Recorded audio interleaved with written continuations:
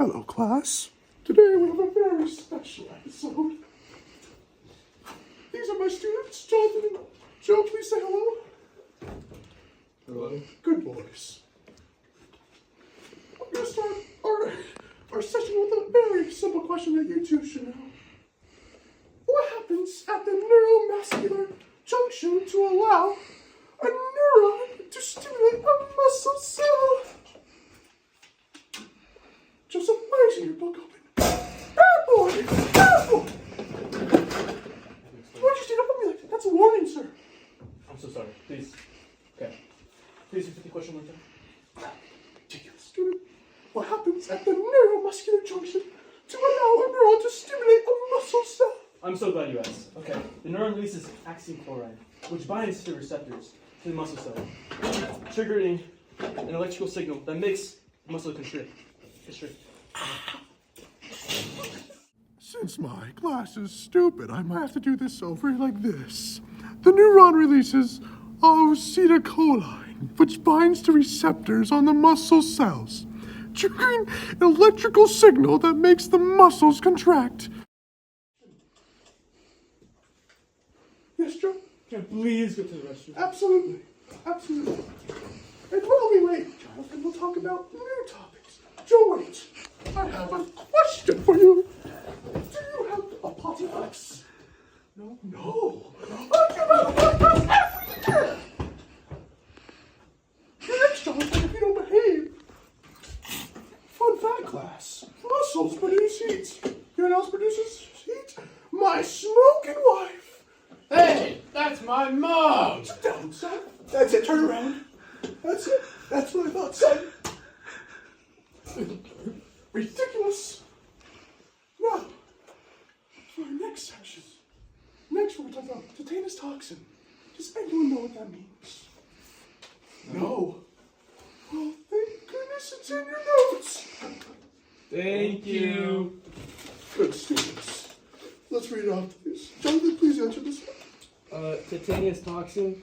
It's a disease to the nervous system which affects muscles. It prevents the production of acetylcholine, which causes muscles to contract. Very good, Jonathan. You have another vocabulary, though. Botulinum toxin. What does this mean, class? You guys don't know? Well, thank God it's in your notes. Thank you. You're welcome, class. Please explain. Everyone wants to read it off again. Please. Prevents axine chloride release, which causes the muscle to constrict. Very good, Joe. Look at this new place, class. This is my new classroom. We also have my new student here with us today. Andrew, say hello. Hi. Good students. Next, we're going to ask a very simple question that I'll have Joe answer. How does the signal to contract move to the myofibrils? I'm so glad you asked. To answer your question, it travels down the T tubulars, triggering the sarcoplasmic reticulum to release calcium to activate the myofibrils by enabling myosins to bind to actins. That was horrible, Joe. That was absolutely wrong. Andrew, please answer. Well, I think it travels down the T tubules, triggering the sarcoplasmic reticulum to release calcium. It activates the myofibrils by enabling myosin to bind to action. Good student. Hello again, class. This is traveling down the T tubules, triggering the sarcoplasmic reticulum to release calcium. It activates the myofibrils by enabling myosin to bind to actin. I love my wife. This is why you're on my quiz bowl team, Andrew. Maybe you can learn some things. Since you're on my quiz bowl team, why don't you give us an analogy?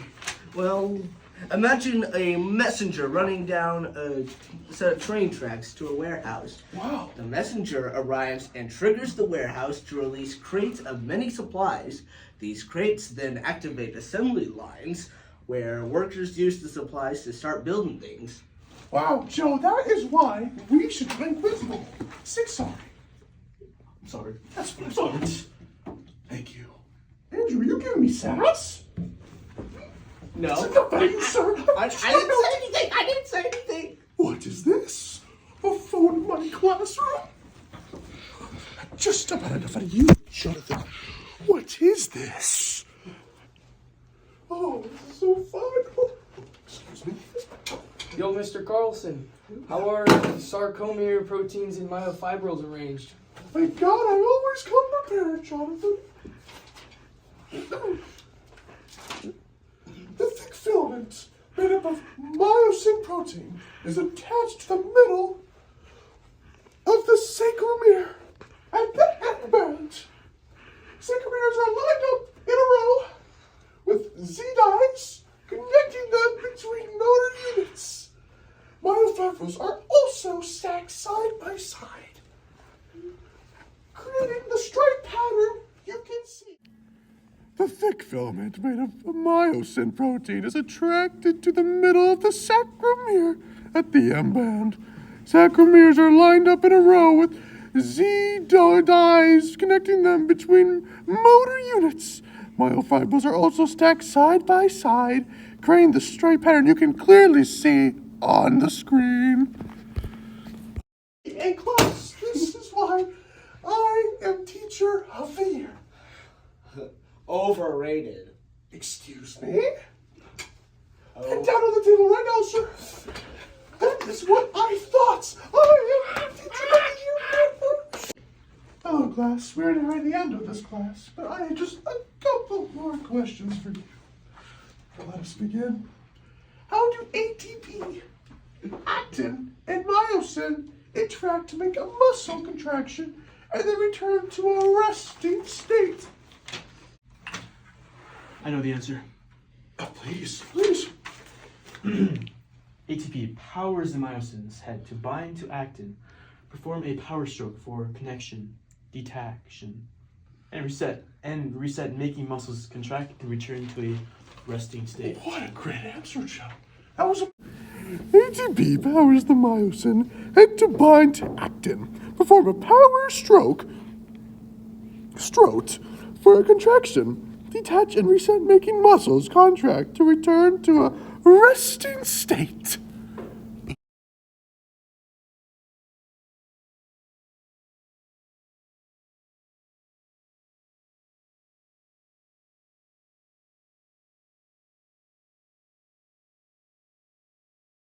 Amazing. You missed. Excuse me?